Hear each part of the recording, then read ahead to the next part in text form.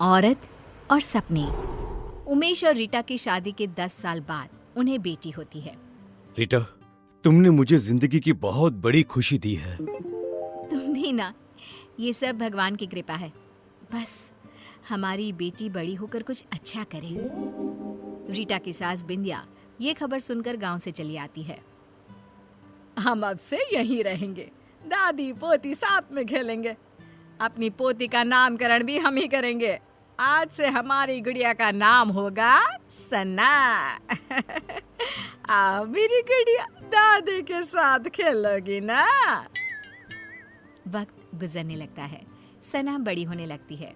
अब सना 10 साल की हो गई है। दादी पोती एक साथ एक ही कमरे में सोते हैं। एक रोज सना आधी रात को घबराकर उठ जाती है।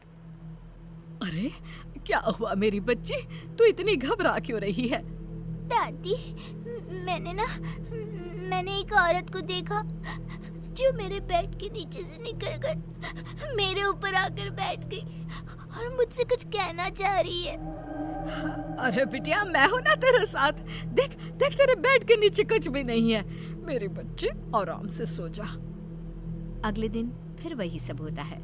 फिर सना सपना देखकर उठ जाती है। दादी, सपने में फिर मैंने उसी औरत को देखा। वो फिर उसी तरह मेरे बेड के नीचे से मेरे ऊपर आकर बैठ गई है और मुझसे यहाँ से जाने को कह रही है। कौन हो सकती है और कोई तेरे सपने में क्यों आएगा? अच्छा बेटी, वो दिखने में कैसी है, तू बता सकती है? हाँ दादी, बड़ी बड़ी आंखें, गोल चेहरा, लंबे बाल, मोटे मोटे गाल, पतली दुबली, मानो जैसी कोई मॉडल हो। क्या? ये तो नीता है, लेकिन उसका तेरे सपने में आने का क्या मतलब है?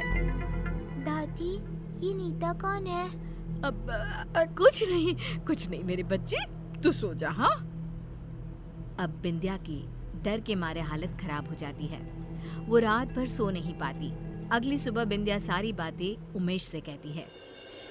उमेश, वो वापस आ गई है।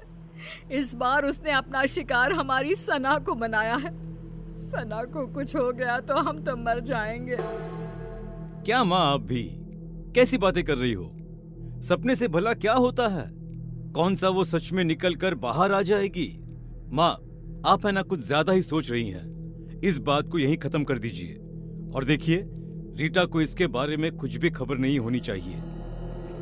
उमेश की बातें बिंदिया के दिमाग से आर पार हो जाती है और वो नीता के बारे में ही सोचती रहती है।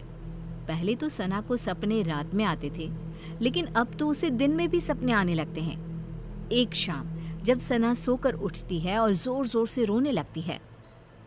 नहीं, मेरी मम्मी को कुछ मत करना। मैं वो सब करूंगी जो तुम कहोगी। क्या हुआ मेरी बच्ची, तू रो क्यों रही है?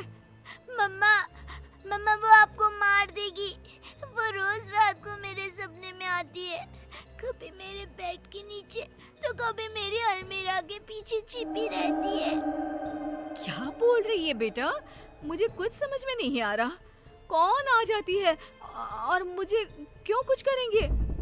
अम्मा, एक औरत मेरे सपने में आती है, मेरे बेड के नीचे से निकलकर मेरे ऊपर आकर बैठ जाती है और कहती है ये उसका घर है, वो आपको मार देगी क्योंकि आपने उसकी जगह छीन ली है इस घर में। बेटा, ऐसा कुछ नहीं है और सपने ना सच नहीं होते। आपकी मम्मा को कोई नहीं मार सकता। रिया सना को तो शांत कर देती है, लेकिन उसके दिमाग में ये सब चलने लगता है और वो अपनी सास को ये सब बताती है। ये सब मुझे पता है रीटा। तब तो आपको ये भी पता होगा कि वो औरत कौन है जो सना के सपने में रोज आती है, और आपने मुझसे ये सब क्यों छुपाया? हमें कुछ नहीं पता बहू। हमें तो लगा कि तुझे चिंता हो जाएगी, इसीलिए हमने तुझे नहीं बताया। सपनों का हकीकत का क्या मेल? नहीं मम्मी जी, इस सपने का कोई ना कोई मतलब जरूर है। अगली सुबह रीटा और बिंदिया किसी पंडित को अपने घर बुलाते हैं और सना को झाड़ा दिलवाती हैं और उसे सारी बात बताती है। उस औरत की आत्मा भटक रही है और कहीं ना कहीं उस औरत का इस घर से कोई ना कोई संबंध जरूर है। सना बिटिया को ही इसका तोड़ निकालना होगा और उससे पूछना होगा वो क्यों आई है और वो क्या चाहती है। रीटा सना को समझाती है कि उसे उस औरत से सब कुछ पूछना होगा।